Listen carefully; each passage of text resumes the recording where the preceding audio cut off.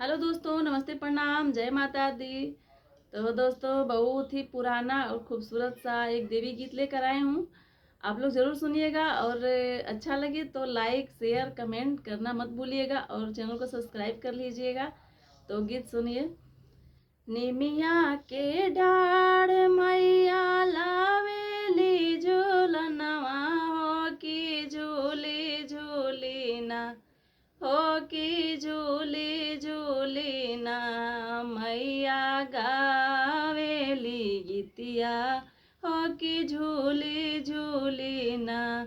माई मोरी गावेली गीतिया हो कि झूली झूली ना। झूलता झूलता माई के लागले पियसिया हो कि चली भैली ना। मलहोरिया दुअरिया हो कि चली भैली ना।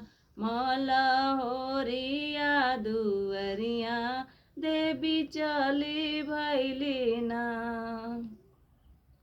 सुतल बाड़ू की जागल मालिनिया हो कि बूंदा एकना, हो कि बूंदा एकना।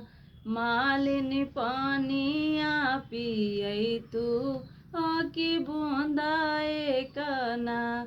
हमके पानिया पियई तू मालिनी बूंदा एकना।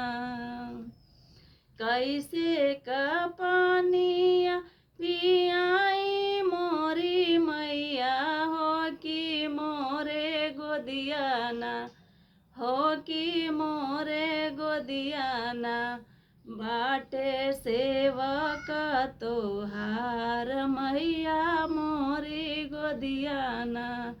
बाड़े सेवक तोहार मैया मोरी गोदियाना। भलका सुतावा मालिनी सोने के खाटोलवा हो कि बूंदा एकना, हो कि बूंदा एकना। हमके पानिया पियावा मालिनी बूंदा एकना।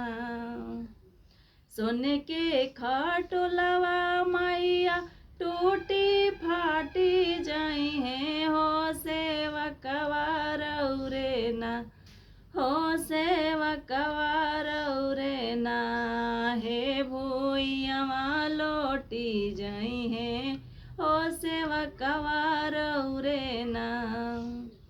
बलका उठाई बोए मालिनिया पाने आचरवा हो कि बूंदा एकना, हो कि बूंदा एकना।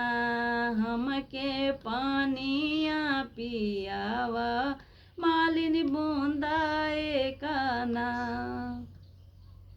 एक हाथे लिहली मालिनी सोने के घड़ी लवा हो दूसरे हथवाना।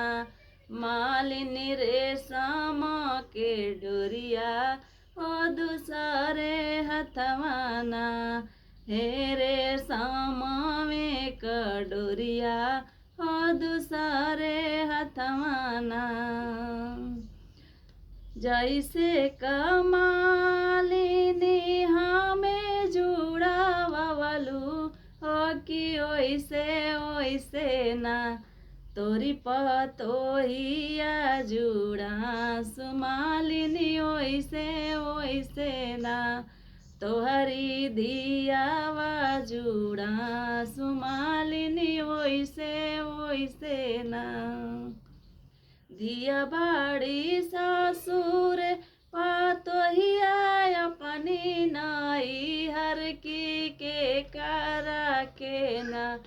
मैया दिहलु आशीष हो कि के करा के ना।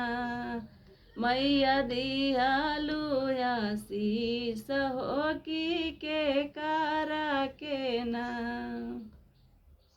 धियावा जुड़ा सुमा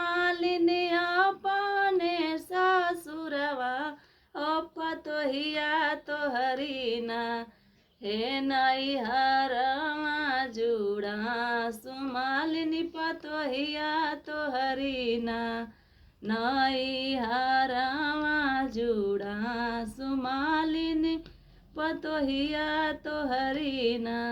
जय माता दी।